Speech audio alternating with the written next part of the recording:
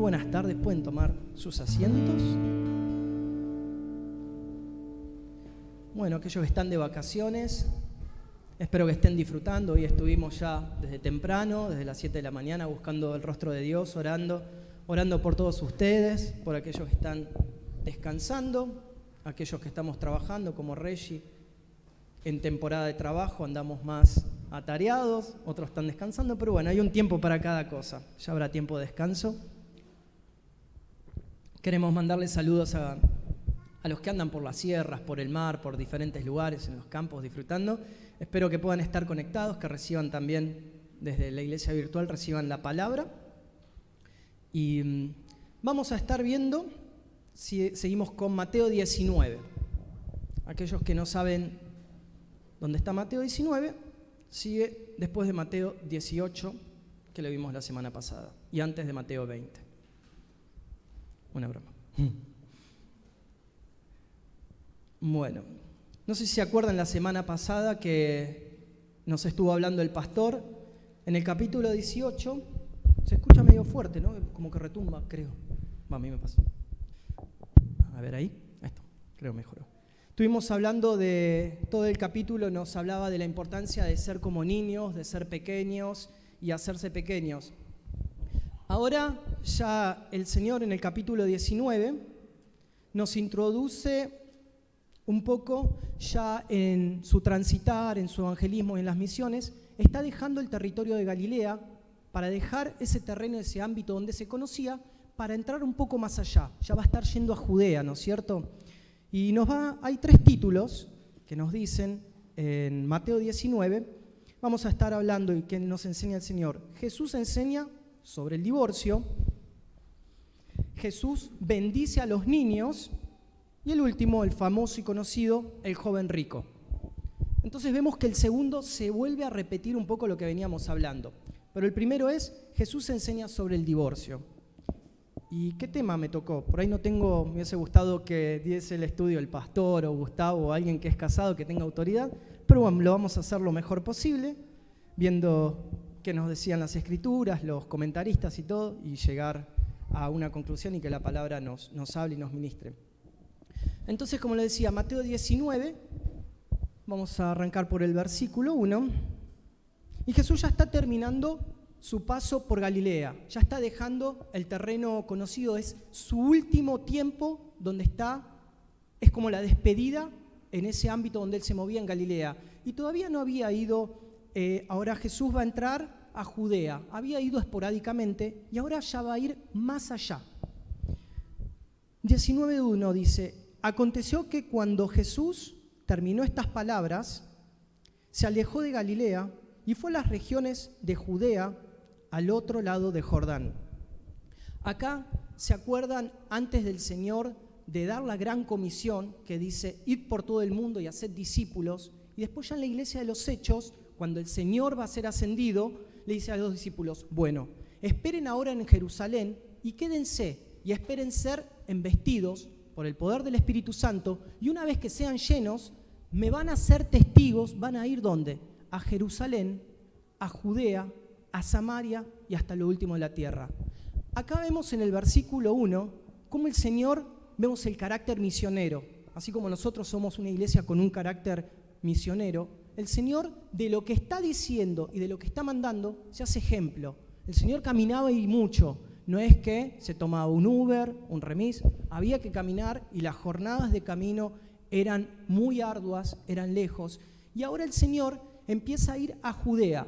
Entonces, como dicen Hechos 1:8, le dice a los discípulos, esperen el poder y mi presencia del Espíritu Santo, serán vestidos y me van a ser testigos, ahí dice, en Jerusalén, en Judea, quiere decir un poco más allá de los límites conocidos.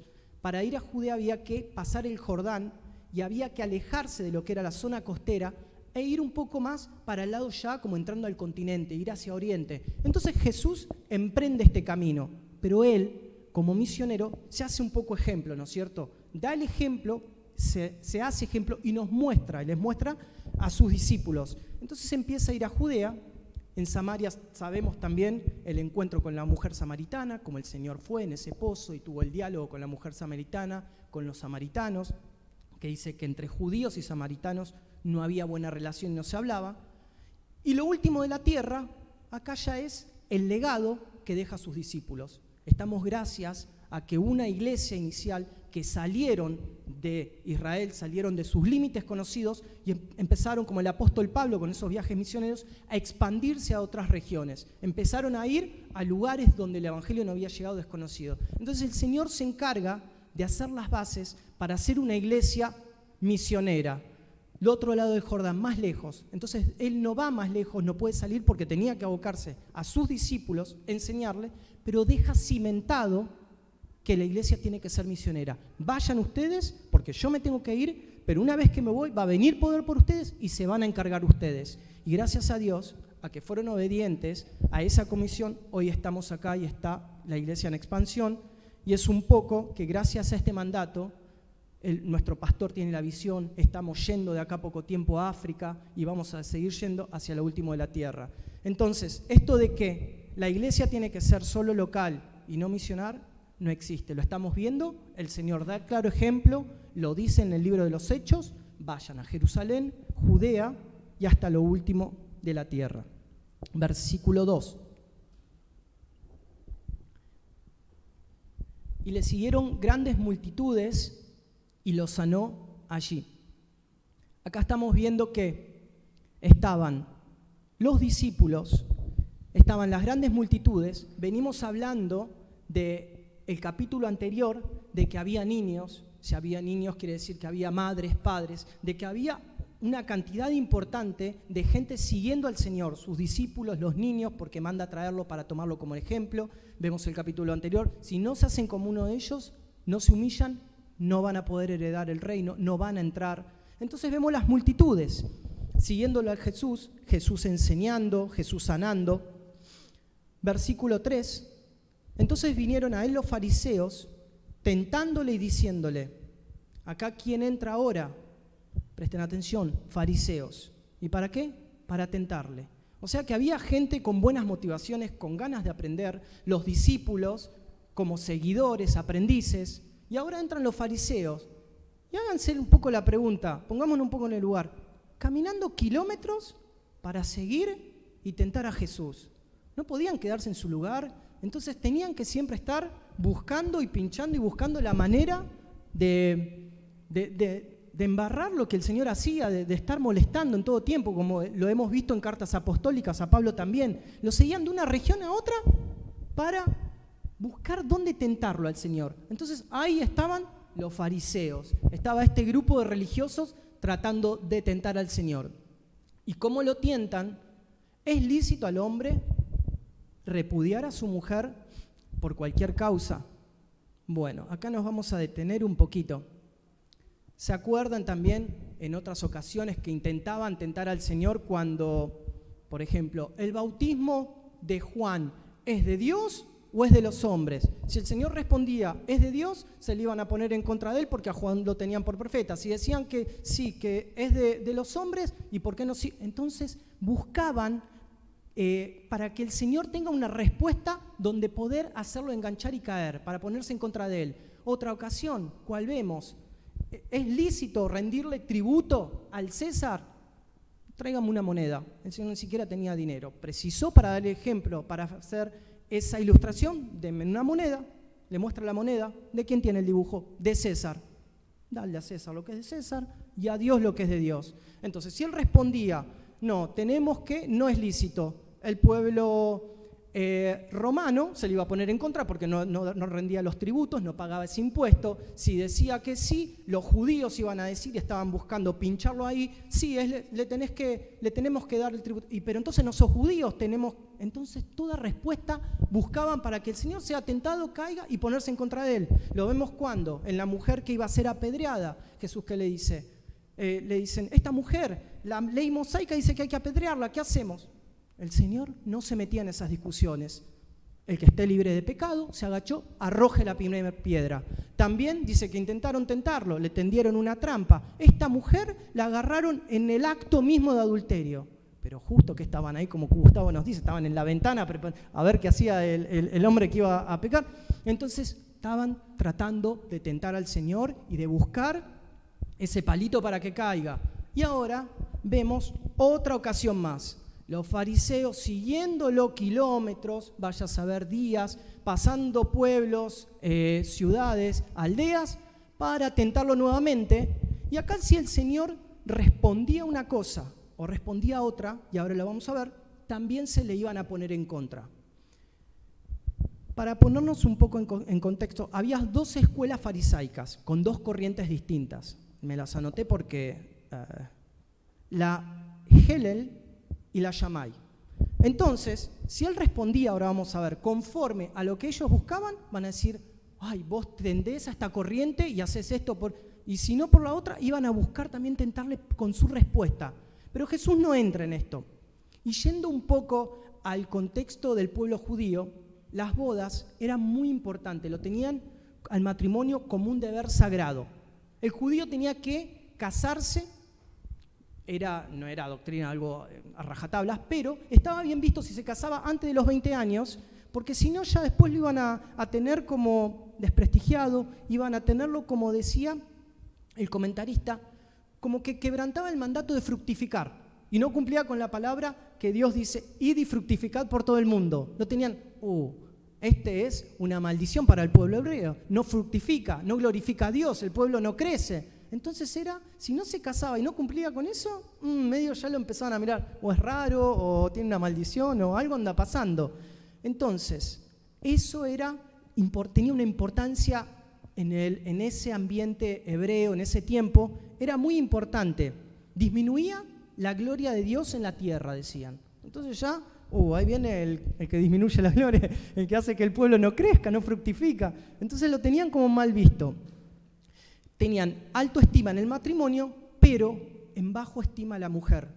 Como sabemos también, la mujer muchas veces en la palabra la compraban por precio, la tenían muchos judíos como esclava, la menospreciaban. El judío era un poco en ese sentido de no valorarla. Sí, el casamiento y todo eso, el ritual, casarse y todo eso, pero a la mujer la tenían también, en algunos casos, decía el comentarista, como esclava, como que la desechaban cuando querían. Entonces, ese es el contexto donde los fariseos y el pueblo hebreo empiezan como para meterlos en temas, queriendo tentar a Jesús. Y ahora vamos a lo que le decía. ¿Saben qué decía la escuela Hillel? Esta escuela farisaica, eran más laxos y popular. Decían que podía repudiar a su mujer porque si le quemaba la cena a su marido, podrían darle carta de divorcio, podían separarse. Por si tenía un peinado que no le gustaba al marido, si veía a otra mujer que le agradaba más, si al momento de pelear y discutir en su casa, en la casa del vecino se escuchaba la voz de la mujer, era motivo para repudiar y para divorcio. Después, ¿cuál más? Otro. Que si ante los padres del novio estaban hablando en una charla, ella hablaba mal de él, motivo de repudio. Esta es la escuela Hillel. Eran medios light. Por cualquier motivo, me separo. No me gustaba, se levantó chinchudo el esposo, no me gusta, tenés mal aliento, me separo. Cualquier cosa era la más popular. Esta escuela, en la creencia judía, era la que más tenía para el pueblo, para los rabinos, era la que toda la corriente iba. O sea, se querían divorciar, se querían separar, querían cambiar de esposa, así como de remera, todo muy laxo, muy light, ¿no es cierto? Y la otra postura era la Shammai, ya era más estricta y tenía menos fama. Claro, porque tenías que aguantarte con tu esposa, no podías separarte por ningún motivo, excepto la fornicación, que lo habla la palabra, y porque la mujer o viceversa o el hombre había un motivo de infidelidad en la parte sexual. Ahí sí era motivo de divorcio. Entonces vamos entrando en tema. Entonces ahí viene esta pregunta. ¿Es lícito al hombre repudiar a su mujer por cualquier causa? A ver qué nos va a responder el Señor. Si decía una cosa, el Señor es un rígido, un estricto y no tiene consideración de nada, un montón de...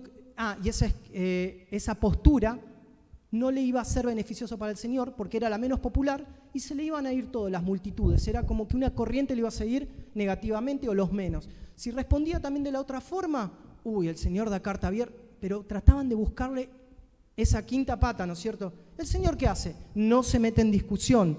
¿Qué hace?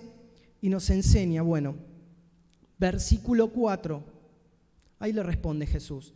Él respondiendo les dijo, ¿no habéis leído, me encanta porque va la palabra, que el que los hizo al principio, varón y hembra los hizo? Ahí ya él dice, bueno, hombre y mujer, ¿no leyeron al principio? Los manda al Génesis, a la Escritura, Adán y Eva, hombre y mujer. Entonces, los hace razonar y dijo, por esto el hombre dejará a su padre, a su madre, y se unirá a su mujer, y los dos serán una misma carne. En otras traducciones dicen, los dos serán una misma persona, hombre y mujer. Entonces es una unión divina, es algo instituido desde el Génesis, desde la primera familia que es Adán y Eva, es algo de Dios para dar gloria al mundo, algo sagrado, algo que lo une Dios, y no puede ser que como a mi antojo una remera me la cambio, un pantalón. Es algo que Dios formó, es algo que Dios unió, y si Él unió, el hombre no lo puede separar. No inventen, los hace razonar y llegar. No inventen leyes, no inventen excusas, no pongan ese facilismo para querer sacarse el problema. Va a haber problemas, dificultades, pero tienen que afrontarlas. Ya son una misma carne. Y como les decía, otra traducción dice una misma persona. Diferentes, obviamente, pero son opuestos, son complementarios. Diferentes emociones, sentimientos, diferentes partes fisiológicas, pero que se complementan y pasan a ser un uno. Entonces, el Señor con la Escritura, me encanta porque me lleva, dice que Él fue tentado, ¿no es cierto? ¿Se acuerdan en Mateo los primeros versículos por Satanás? ¿Y qué hacía el Señor? Respondía con la palabra. Entonces acá Él no se mete en la discusión de ellos tratando de darle una respuesta que después lo tiren y digan, el Señor tiene una escuela o el Señor esto. No, va la palabra. Así como la tentación, cuando el diablo lo tienta al Señor, escrito está. Escrito está, Dios, desde el comienzo, Génesis, Adán y Eva, serán uno. No entra en esa discusión. Enseguida empieza Él a guiar la conversación. Así que no son, versículo 6, así que no son ya más dos, sino una sola carne. Por tanto, lo que Dios juntó, no lo separe el hombre.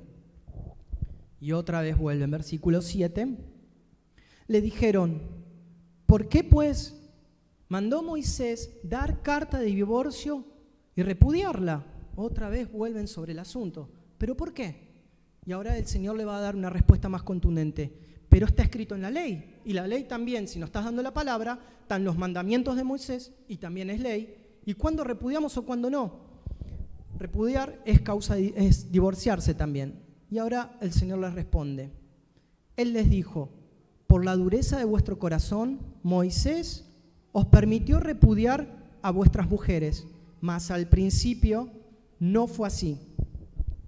Entonces, acá el Señor le está diciendo, bueno, porque ustedes son duros, ustedes no respetan, no aman a sus mujeres, entonces Moisés tuvo que permitir esta ley para cuando haya un caso, ahora el Señor va al punto, cuando haya una causa de infidelidad, de adulterio, ahí sí, empieza a aclarar el asunto.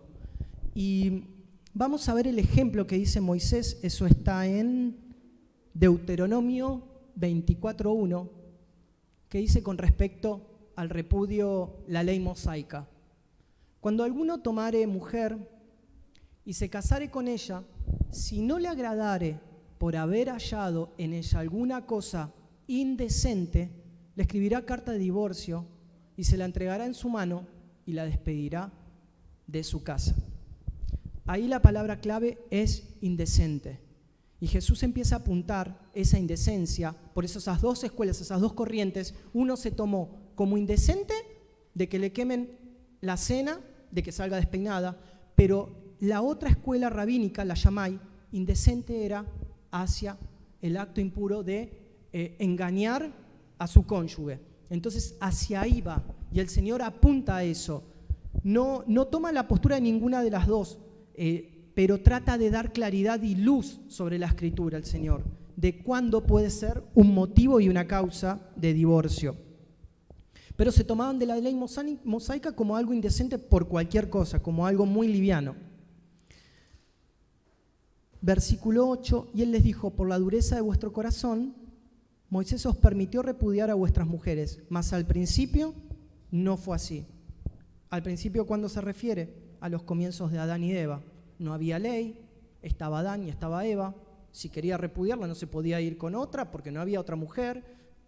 Adán y Eva no tenían opciones, digamos. Al principio y antes de la ley no tenías opciones. Entonces eran una sola carne, para un mismo propósito, para el hombre no esté solo, no es bueno que esté solo, para que sea un compañerismo, pero no había causa de repudio. Entonces no fue así. A partir de Moisés viene, y a partir de la dureza de su corazón tiene que venir eso.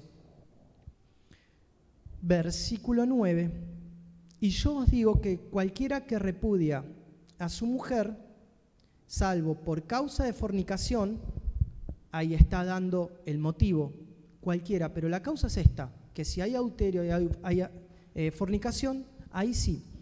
Y se casa con otra mujer, o sea, el que repudió a su mujer, si se va con otra, está diciendo el Señor, también adultera. Y la que se casa con la repudiada, adultera. Entonces, en el caso de que quede la mujer y el hombre solo, después de que la repudió por cualquier motivo liviano, siguen cometiendo adulterio. Es como que me saco una remera, como que no respetaban la institución, no mantenían ese pacto que había dicho Dios. Entonces, si se separaban, la que no me gustó, la mujer que tenía, me separo, esa que queda ahí dando vueltas, cualquier hombre que estuviese con ella, también era algo que era causa de repudio, también estaba adulterando y viceversa. Versículo 10. Le dijeron sus discípulos, si así es la condición del hombre con su mujer, no conviene casarse. Acá dije, bueno, mucho problema esto, lo escucharon, le prestaron atención, empezaron a entender el mensaje, pero dicen, uy, es mucho, ¿dónde le vemos el beneficio? Pero al final, algo que tendría que ser una bendición es algo que es, no una maldición, pero es todo un problema. Y los discípulos dicen, entonces, ¿qué vamos a hacer? Preferible que nos quedemos así. Y ahí el Señor le empieza a traer claridad y le dice, entonces Él le dijo, no todos son capaces de recibir esto, sino aquellos a quienes es dado. O sea, el quedarse solo también, dice el Señor, lo dice la palabra de Dios, no está bueno. Es bueno que el hombre hizo a la mujer, Dios hizo a la mujer para que tenga compañía. Entonces, eso de estar solo y el célibe, el don de celibato, es un don que es dado por Dios, está queriendo entrar el Señor en ese tema. No es que yo o cualquiera va a decir, bueno, voy a ser célibe, voy a tener continencia toda mi vida para servir a Dios y porque me va a ser más fácil. No, todo lo contrario, dice la palabra, ahora lo vamos a ver, se va a hacer más difícil. Si Dios no te da ese don, si no viene de parte de Dios, sería algo imposible. Sería hacer como ascetismo, tratar de ir en contra de la carne, de los sentimientos, ya sea físico, ya sea emocional, ya sea por un montón de motivos, no se puede. Solamente, dice el Señor, lo pueden hacer si esto proviene de Dios. El don de celibato, como el apóstol Pablo, ¿no es cierto? Y como el Señor, Él es ejemplo. Entonces Él les dijo, no todos son capaces de recibir esto, sino aquellos a quienes es dado. Y da 3 ejemplos. Pues hay eunucos que nacieron así del vientre de su madre, y hay eunucos que son hechos eunucos por los hombres, y hay eunucos que asimismo se hicieron eunucos por causa del reino de los cielos. El que sea capaz de recibir esto, que lo reciba. Entonces da las 3 causas de ser eunuco. Eunuco era aquellos que servían a los que tenían a reyes, en el ámbito de los musulmanes de Medio Oriente, que tenían muchas mujeres, harenes de mujeres tenían. Entonces, para que cuiden lo que hacía su amo, lo que hacía el rey, para que cuide todo ese harem o las mujeres del rey, eran capados. No tenían sus miembros, entonces esa persona que estaba al lado del rey y cuidaba a las mujeres no podía abusar, no tenía el deseo por las mujeres, no lo sé, pero bueno, al menos no podía estaba seguro de que sus mujeres, ya sea el rey o sea el amo, no podía hacer nada con eso. Entonces, dice el Señor, hay eunucos por estos 3 motivos. Entonces, no es que pueden hacerlo ustedes. Si no proviene de Dios, ya sea para ustedes o para servir a Dios, para tener mayor impacto del reino, para que Dios te use solo, si no viene de Dios, va a ser como un flagelo continuo, va a ser una tortura. Y eso creo que no estaría bueno. Si no es, el comentarista decía, llevado en el espíritu y no estás en paz en el espíritu y no estás en paz físicamente, quiere decir que no es de Dios. Tiene que ser un don dado de Dios. Entonces, discípulos, en cierta forma, pueden tener tranquilamente sus mujeres, la necesitan para el ministerio, para que nos acompañen, y si no lo tienen al don, imposible que lo lleven de forma humana, que lo lleven con fortaleza de la carne, porque no es así. Es un don que lo da Dios. Y ahí lo vemos en 1 Corintios, que dice el apóstol Pablo con respecto a eso, 7, del 7 al 9. Quisiera más bien que todos los hombres fuesen como yo. Tenía el don de celibato, ¿no es cierto? Estaba solo para el ministerio. Pero cada uno tiene su propio don de Dios. Uno a la verdad de un modo y el otro de otro. Digo pues a los solteros y a las viudas que bueno les fuese quedarse como yo. Pero si no tienen don de continencia, cásense, pues mejor es casarse que estarse quemando. Muy clarito, sin mucha, creo que está clarísimo. Ahí lo dice el Señor. Si no pueden y no tienen el don, mejor que se casen. Si lo tienen, quédense como yo para que el reino se pueda expandir y para servir a Dios. Versículo 12, finaliza entonces el Señor. El que sea capaz de recibir esto, que lo reciba. Y ahí termina un poco la discusión, donde le da una enseñanza a sus discípulos, donde no entra nunca en discusión el Señor con estas 2 escuelas rabínicas, la Jalel y la Shammai. No empieza en esa discusión, sino que el Señor expone las Escrituras, explica el porqué. Y creo que mientras pensaba un poco en esto, ¿no es cierto?, para llevarlo a un plano, por así decirlo, actual, la palabra de Dios dice que nada hay nuevo bajo el sol, ¿no es cierto? Y cómo se repite todo después de 2000 años, a veces sigue el mismo cuadro, ¿no es cierto? El menospreciar hoy en día cualquier programa, cualquier información, de cambiar lo vemos en cualquier programa de televisión donde ya no se pueden ver, cambiar la pareja, cambiar de novia, segundo, tercer cónyuge, cuarto, donde se cambia porque me aburrí, no quiero estar más. Entonces, como la palabra de Dios, y ya nos dice en Eclesiastés, no hay nada nuevo. Entonces el Señor da la claridad sobre cómo son las cosas. Dios los hizo uno. También veían esto, ¿no es cierto? Creo que hoy más que nunca, este es el mandato y es lo que manda Dios desde el principio, es la institución divina, es la primera, que es el matrimonio y es la familia. Dice el apóstol también en su momento, el primer ministerio es la familia. Uno puede mostrar afuera, puede hacer un montón de cosas, pero tu familia, lo que pasa de puertas adentro, no es lo que uno expone, cómo canta, cuánto predica, qué hace, sino que tu primer ministerio es cómo te comportás de puertas adentro. Podemos mostrarnos, pero adentro es lo que vale. Ese es el primer ministerio, con tu cónyuge, con tus hijos. Y hoy en día está tan atacado este punto, el Señor no entra en esa discusión y no está de acuerdo en cambiar así porque sí a una pareja o por cualquier tema liviano, sino ir, o problemas van a haber, pero hasta las últimas consecuencias, resolver los problemas juntos, acompañarse, ir en una misma dirección. Y es eso lo que la iglesia debe estar cimentada y firme. Acá veía entonces cómo los que tenían que enseñar, los fariseos, no entendían nada al final, estaban discutiendo. Quienes tenían que mostrar la firmeza y dar el ejemplo, estaban todavía dialogando, discutiendo, pero el Señor les dice y les pone en claro. Entonces, como iglesia, me hago esa pregunta y nos hacemos, tenemos que cimentar y hacer bases sólidas sobre los matrimonios, sobre la familia, sobre esta institución divina que el Señor dejó, porque hoy más que nunca es lo que está atacando todo el sistema. Hombre y mujer. Otra traducción dice, es un poco más cruda, hembra y macho. Y hoy en día hay... me dicen mis amigas que dan clases en los jardines, van padres, van nenitos con 2 padres, se está viendo eso en cualquier lado, con 2 madres, y esa no es la institución. Y se está levantando cada vez más.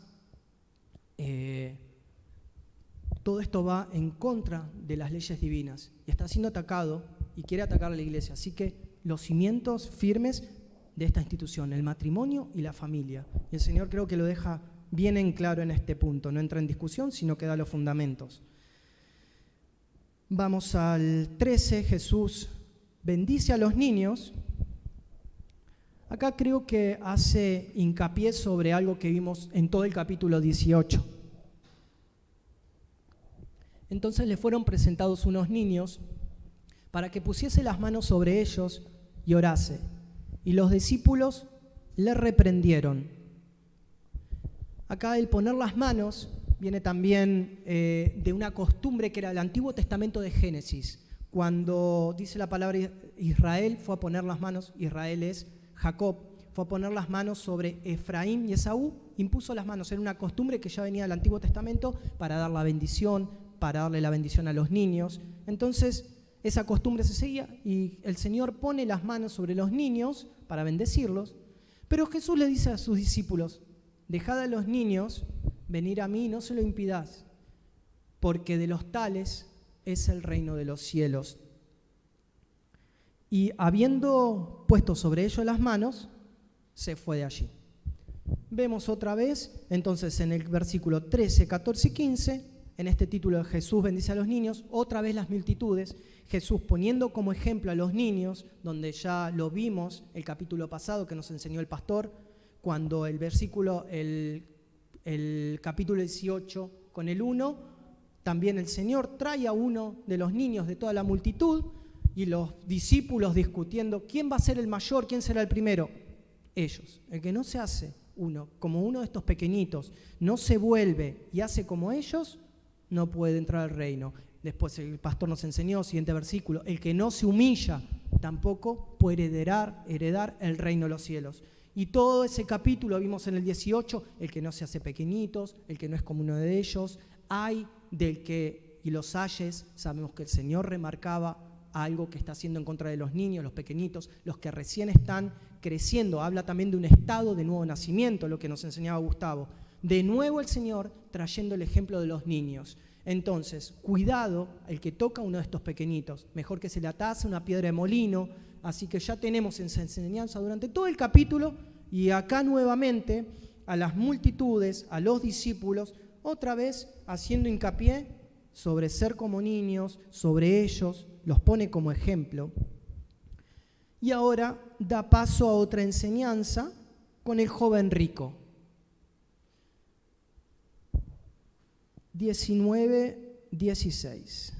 Entonces vino uno y le dijo: Maestro bueno, ¿qué bien haré para tener la vida eterna? Acá se dice, está en todos los evangelios, se dice que era rico, en otro momento dicen que puede ser que sea un gobernador, que sea un príncipe, era alguien pero muy importante, muy adinerado, y ir hacia Dios, así como los que tenían altos cargos, ir hacia Jesús, perdón, está bien, es Dios igual, pero exponerse de esa forma era también como humillarse, era también aceptar a Jesús, ser reverente, porque estaba toda la multitud, había un camino también, había mucha gente porque se acercaba también la Pascua, y él fue alguien rico, es como que venga, no sé, un multimillonario de estos de Qatar, y de repente venga acá y se siente lo más tranquilo, alguien que está acostumbrado a estar con mesa de oro, con las mayores opulencias, con silla, canilla que tienen las manijas de oro. Bueno, alguien, y sencilla, tranquilamente acá, y bueno, era alguien totalmente poderoso, rico, de un muy buen estado, se dice que era príncipe o gobernador, también adquiriendo y bajando pese a la exposición, al camino, a la multitud de la gente, el calor, el andar, un montón de cosas. Entonces, él fue con esa actitud hacia Jesús. Fue en medio de la multitud y se acercó al Señor. ¿Y qué bien haré para tener la vida eterna? ¿Qué vemos con esta actitud? Que él quería más. Él quería algo de Dios y sabía que había una vida eterna, era una persona espiritual, era una persona que al tener todas las comodidades, al tener riqueza, a estar bien, había algo dentro, había algo que no estaba tranquilo, que decía, hay algo más y no estoy satisfecho. Tengo todas las riquezas, tengo todo el oro, soy príncipe, soy gobernador, estoy bien, pero sé que hay algo más y voy a ir en busca de eso. Y vino a la persona correcta, vino a preguntarle, Señor, ¿qué tengo que hacer? Él estaba dispuesto. Disposición tenía, no sé si dispuesto es la palabra correcta, tenía la disposición. Jesús le dijo, ¿por qué me llamas bueno? Versículo 17, ninguno hay bueno sino uno, Dios. Mas si quieres entrar en la vida, guarda los mandamientos. El Señor ahora le dice, bueno, ¿querés esto? ¿Querés la vida eterna? Les repasa los mandamientos. Le pregunta a esta persona, este rico, ¿cuáles? Y Jesús le dijo, no matarás, no adulterarás, no hurtarás, no dirás falso testimonio, honra a tu padre y a tu madre, amarás a tu prójimo como a ti mismo. Ahí en el versículo 18 y 19 le expone el Señor versículos, mandamientos, pero fíjense una cosa, son mandamientos que tienen que ver con terceros, hacia otras personas.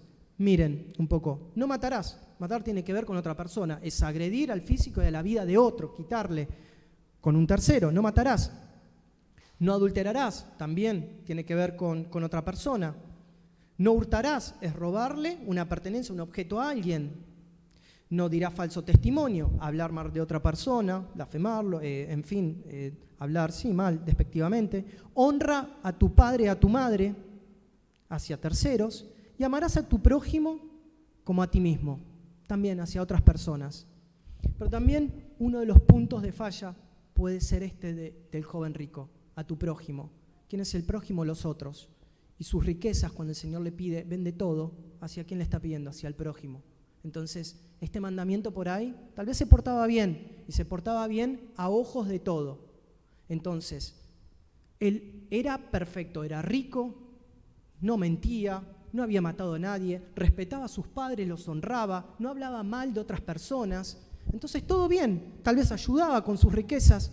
Entonces, todos esos mandamientos que son de forma, ¿cómo decirlo?, horizontal, porque es de par en par, los cumplía a la perfección. Era, como el apóstol Pablo dice, irreprochable en cuanto a la ley. La verdad que sí, era excelente en todo, venía cumpliendo todo. Ahora el joven le dijo, todo esto lo he guardado de mi juventud. ¿Qué más me falta? Él sigue preguntando, quiere algo más de Dios, da un paso más. Entonces, bueno, le estás preguntando a Jesús, lo estás apurando, lo estás apretando. El Señor te va a contestar, ¿qué está faltando? ¿Qué más me falta? Diciendo, hay algo adentro de mi interior, hay algo adentro mío que sé que tengo todas las riquezas, cumplo todos los mandamientos, a ojos de todos los que me rodean, soy perfecto y hago todo bien, pero sé que me falta algo más. Te lo estoy preguntando a vos, Jesús, vos que sabés que hay en el corazón, me está faltando algo más. ¿Qué me falta? Bueno, apuró un poco a Jesús y Jesús enseguida le contesta. Jesús le dijo, si quieres ser perfecto, anda y vende lo que tienes y dalo a los pobres y tendrás tesoro en el cielo y ven y sígueme. Otro en Marcos dice, Jesús lo miró y lo amó cuando le dijo eso, cuando el joven le responde, se va triste porque no pudo vender las cosas, Jesús lo miró y lo amó. Entonces el Señor ahora le dice, anda, vende todo y despojate. Ahora, eso que le está pidiendo Dios sabía que era su ídolo, eso que le está pidiendo Jesús era el ídolo, era lo que ocupaba el primer lugar en su corazón. Era realmente lo que le estaba demandando Dios. Él hacía todo bien mientras la ley era a nivel igual, a nivel horizontal con los demás. Pero ahora con Dios, ahora lo que le está demandando Jesús, bueno, vamos ese paso más. Tu obediencia es absoluta hacia Dios, hacia el dador que te dio la vida, las riquezas y que te hace cumplir las leyes, es hacia Él. A ver cómo estamos con Él. Vamos a medir la vara de acuerdo a lo que vos querés. ¿Querés un paso más? Te doy un paso más. Entonces, ese paso implicaba, vende todo, despojate todo, dale a tu prójimo ese mandamiento. A ver, ¿cómo estamos? Entonces, él no pudo. Entonces, le pidió el Señor que haga eso que realmente ocupaba el centro de su corazón. Y dicen los comentaristas, y también mientras analizaba el versículo, ven y sígueme. Esto lo veo cuando el Señor llama a cada uno de los discípulos. Cuando lo llama Leví, le dice, sígueme. Leví era un recaudador de impuestos. Dice que lo vio sentado a la mesa de los impuestos. La vida de un recaudador de impuestos, la vida de esas personas, era realmente como de chantaje, sería la palabra. Era como que se quedaban unos vueltos. Y el Señor, cuando lo ve a Leví, que luego es Marcos, le dice, sígueme.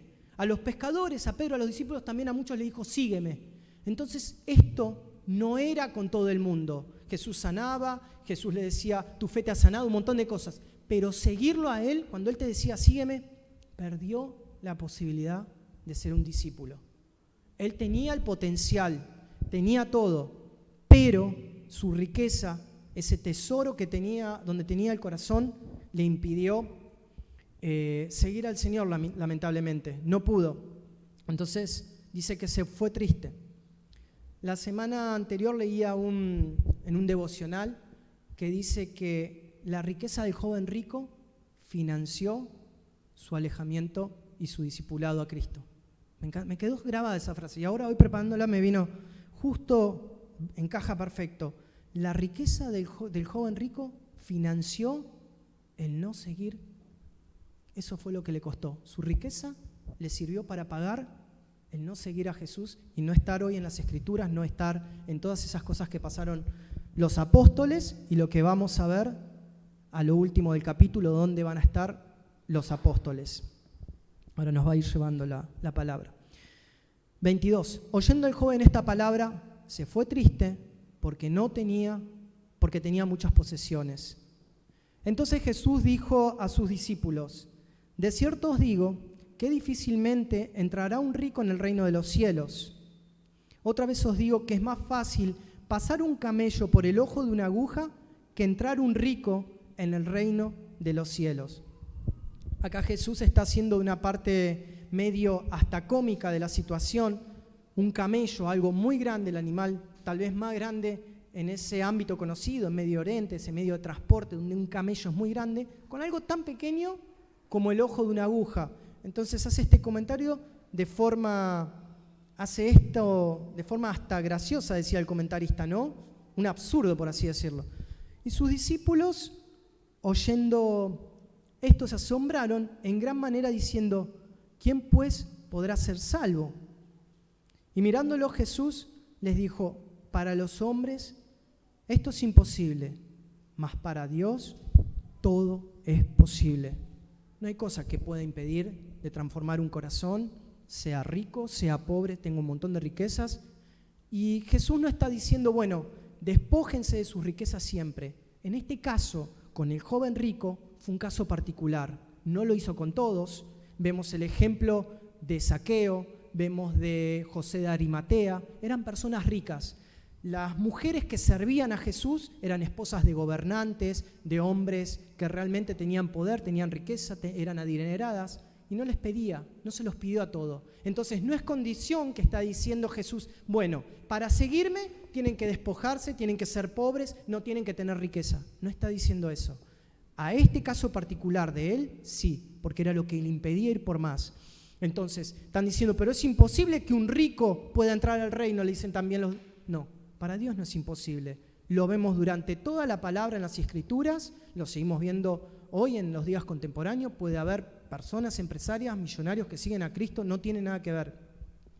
Job murió, pero era un hombre rico en el Antiguo Testamento. David dice que murió viejo, anciano, lleno de dinero, bien. Lo vemos en Isaac, lo vemos en Jacob, lo vemos en José, segundo de Faraón. No era condición, ni eran hombres que servían a Dios, hombres que escuchaban a Dios, hombres que estaban dispuestos a dejar todo un día y no tener nada, a estar en una cárcel, a perder todo como Job, y respondían a Dios, y tenían riquezas, eran, pero como decir, multimillonarios de hoy en día, y la verdad que no les impedía, no es condición. Entonces está diciendo el Señor que sean pobres, que sean austeros, solamente que entreguen el corazón. Así que no pasa por ahí el punto, no es imposible para Dios. 26. Y mirándolo Jesús les dijo: para los hombres esto es imposible, mas para Dios todo es posible. Entonces respondiendo Pedro le dijo, acá Pedro, he aquí nosotros lo hemos dejado todo y te hemos seguido. ¿Qué pues tendremos? Acá Pedro lo hace de una forma también, siempre era como el más mandado, el más, esa pregunta que lo hace, decía como falto de sabiduría y decía como un sabor avaro y egoísta. Bueno, nosotros te servimos, Jesús, nosotros te seguimos, como diciendo, ¿qué nos vas a dar ahora? ¿Qué vamos a obtener? ¿Qué beneficios si dejamos todo? Pedro, es verdad, los discípulos dejaron las barcas, dejaron las familias, dejaron lo que tenía. Jesús le dice, bueno, yo no tengo dónde recostar la cabeza al momento de ser mis discípulos. ¿Ustedes quieren ser mis discípulos? El Hijo del Hombre no tiene dónde recostar su cabeza, no tiene nada. Entonces, ¿quieren seguirme? Y lo seguían. Entonces, la verdad que sí había dejado todo, pero ahora vemos en esta pregunta como algo avaro. Bueno, ¿qué beneficio obtenemos? ¿Qué nos vas a dar, Señor Jesús? Y aparte ven que también quedan asombrados porque tenían la posibilidad de que el joven rico sea un discípulo y Jesús le dice, vende todo. Bueno, ahora va a entrar uno que es rico, vamos a estar mejor, la bolsa de los recaudos va a estar mejor, vamos a poder ir misionando ya sin caminar, tal vez en camello, en Uber, en que fue, vamos a estar un poquito mejor. Pero Jesús agarra y lo desecha a ser rico. No, tampoco es. Entonces ellos, ¿qué esperaban también? Siempre en este momento, lo vemos en el capítulo 18, ¿quién va a ser el primero? ¿Quién va a ser el importante? ¿Qué puesto vamos a tener? Entonces en ellos estaba siempre adentro el interés propio. En ellos estaba haciendo, bueno, este joven rico, vamos a estar bien. Señor, queremos, como diciendo adentro, queremos estar un poco mejor, es necesario que estemos. ¿Qué nos vas a dar? ¿Qué puesto vamos a tener? Pero Jesús les dice, van a tener muchísimas cosas grandes, pero no en este sentido. Jesús les dijo, de cierto os digo que en la regeneración, cuando el Hijo del Hombre se siente en el trono de su gloria, vosotros que me habéis seguido, también os sentaréis sobre los 12 tronos para juzgar a las 12 tribus de Israel. Wow, miren el puesto que van a tener ahora esos discípulos. Ni siquiera se lo imaginan, ni se imaginaron. Van a estar juzgando. Va a estar el joven rico, va a haber gente poderosa, va a haber gente de toda índole, pero los apóstoles fundamentales, los que hicieron los fundamentos, la iglesia, las bases, los cimientos, van a estar juzgando a todos, a todo el mundo, y van a estar por sobre todo. Ellos van a tener lugares y moradas, como decía el Señor que les iba a preparar. Y cualquiera que haya dejado casas, o hermanos, o hermanas, o padre, o madre, o mujer, o hijos, o tierras, por mi nombre, recibirá 100 veces más y heredará la vida eterna. No significa que si diste $100, ahora vas a tener 10.000. No lo está diciendo en forma, si diste un terreno vas a tener 2, si diste lo que fuese, se va a multiplicar y te va a dar 100 veces más de forma literal, tal vez en beneficio económico. 100 veces más significa con lo espiritual. Y mientras preparaba y meditaba en esto, me llevó a recordar cuando compartieron la palabra Kim y Jerry, estos misioneros, ¿no es cierto? Y muchos, por ejemplo, Johnny que se casó con Desa, está gracias a ellos. Miren lo que me llevó a pensar. Ellos vinieron de Estados Unidos y Gustavo lo conoce en esos primeros años del ministerio en el comienzo. Levantan un ministerio en Villa Adelina que se llama Los Castilleros. Prepararon un grupo de chicos, ahí estaba Seba Díaz, y se fueron un día a predicar, a hacer una obra misionera de evangelismo en Boulogne. De ahí conocieron a Ariel después trajo a Johnny, después trajo a Jesse, hoy Johnny está casado. Y es un poco lo que decía Kim, nuestras decisiones repercuten y no nos damos cuenta cuánto. Él lo habló también del campamento donde conoció su hijo con la novia y se casaron y estar sirviendo. Pero miren también la decisión de ellos de dejar un país, de venir a servir, de preparar a un chico, a Seba Díaz, un misionero, donde hoy está Johnny casado, está el efecto en que, wow, me ponía a pensar sin ir más lejos, quienes dejaron su empresa, su lugar conocido, los pastores, Mar del Plata, Gaby Bus, Alejandro sirviendo, también Mar del Plata, Reggie de Brasil, Vanessa, un montón de personas, Sofi, dejando sus lugares. Y Dios bendijo, Dios multiplicó. Está bien lo material, lo económico, pero la bendición espiritual, por ejemplo, hoy yendo Sofi a África, multiplicación de hermanos, de familia de la fe, predicando el evangelio. La verdad que a veces medimos en términos humanos cuánto nos va a dar Dios, ¿no? Pero es un efecto en cadena que no frena. Gaby y Gustavo dejando en Mar del Plata y ahora ganando toda una ciudad para Mozambique, toda una nación que no sabemos, no para más, como dice Gustavo, no sabemos en qué va a terminar. Entonces miren si no tenemos primos por allá en Cristo, porque ellos dejaron hijos, sembraron hijos espirituales aparte de sus hijos naturales, pero tuvieron que dejar la comodidad, tuvieron que dejar el lugar donde nacieron, donde se criaron. Entonces, y los chicos que han venido de otros países, de otras provincias, dejaron su entorno conocido, su comodidad. Y Dios prosperó, y Dios no solo eso, sino que te da hermanos, hermanas y cientos. La verdad que no frena más. Así que es un poco eso lo que nos arroja la palabra, y heredará la vida eterna, dice. Pero muchos primeros serán postreros y postreros primeros. Cuando estemos también en la presencia de Dios, muchos que pensamos que no tenían ningún sentido, que servían en lo mínimo, no eran visibles, van a estar, como estos apóstoles, en la presencia de Dios, van a estar con el Señor. El comentarista daba un ejemplo, es como una ilustración. Decía que había un joven que predicaba y ganaba multitudes. Cuando él predicaba ganaba un montón de personas, las personas se convertían. Y este joven un día, una noche, tiene un sueño, y en ese sueño le muestran de que estaba en el cielo, de que no iba a tener ninguna recompensa. Y él pregunta, ¿pero por qué no voy a tener ninguna recompensa? Y todas las almas que gané y todo lo que hice, bueno, eso fue lo visible. Le dice, pero ¿sabes qué? No vas a tener recompensa. Y le pregunta al joven, ¿y quién la va a tener? Todas estas almas que gané y todo lo que hice y cómo prediqué y lo que hice para el reino y cómo extendí el reino. Cuando vos predicabas, cada vez que predicaba, esa recompensa la va a tener un anciano, que cuando vos estabas predicando, estaba en una punta de los escalones intercediendo en cada predicación tuya.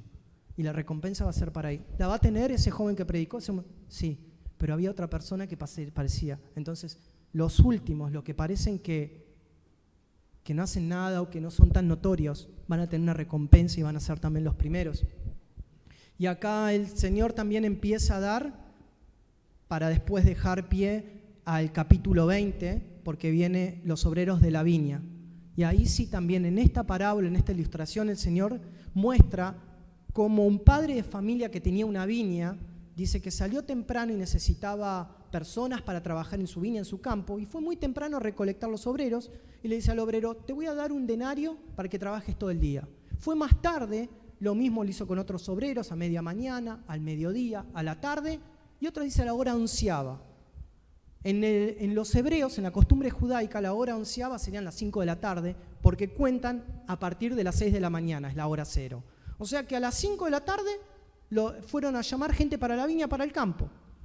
Llega el momento de cesar la labor del trabajo del campo, trabajaron esas personas una hora, y le dice este dueño de la viña y padre de familia, bueno, le dice a sus siervos, páguenle a todos, desde el primero que entró hasta el último. Y empieza a repartir, y le da a todos iguales. Le da un denario a los que le dijo a la mañana, les voy a dar un denario, les dio un denario a los del mediodía y un denario a los de la noche. Y los de la mañana dice que se le quejan y dicen, pero estuvimos bajo el sol, estuvimos todo el día trabajando y nos das lo mismo que a ellos, pero ¿por qué no es justo? ¿Pero qué? ¿Cuánto te dije que te iba a dar a la mañana? ¿Un denario? ¿Te lo di o no te lo di? ¿Me lo diste? ¿Y por qué estás pensando que acaso tenés envidia de que yo soy bueno? ¿Por qué no le puedo dar al que entró último también lo mismo que a vos? Es mi riqueza y hago lo que quiero. Así termina esa parábola un poco diciendo, los últimos van a ser los primeros.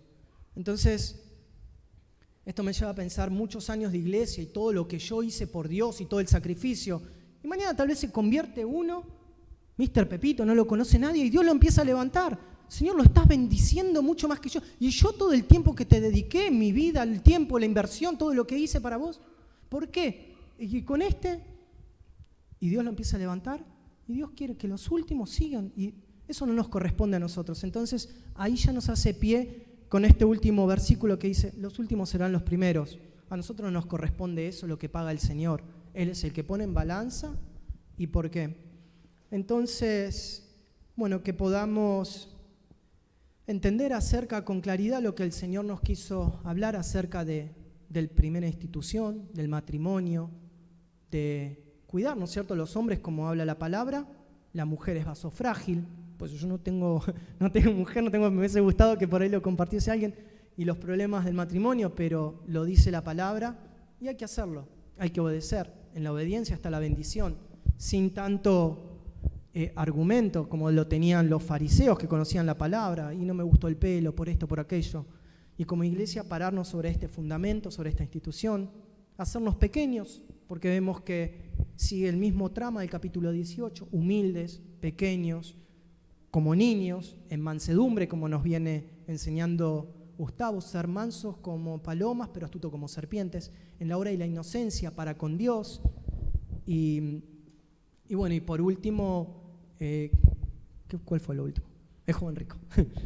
Entonces, esa enseñanza de decirle a Dios, vamos por más también, y que nada sea un obstáculo para poder seguir al Señor, entregarle todo lo que Él nos da, que las bendiciones, las riquezas, estén con manos abiertas delante de Él y poder decirle, si Él nos dice, seguime, Señor, aquí estoy, Señor, te sigo.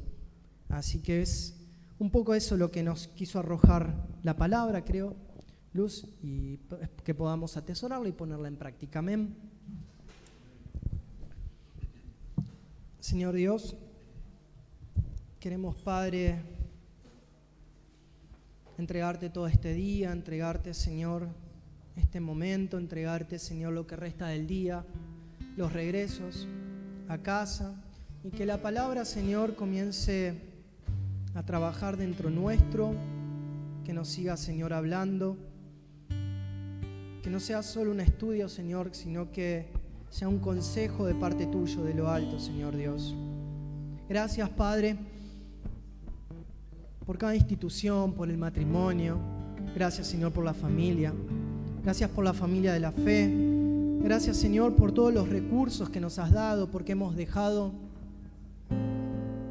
quizás son pequeñas comodidades, muchas, pocas, pero hemos tratado de dejar cosas atrás para decirte, te seguimos, Señor, dejamos todo por el avance de tu reino.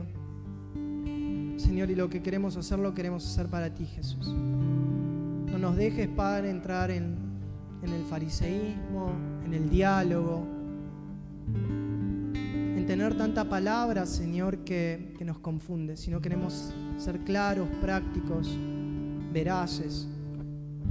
Gracias, Señor, por tu palabra. Gracias por tu consejo. Gracias, Señor, por esta tarde. Y te pedimos que te sigas moviendo en este momento, en la adoración, en la alabanza.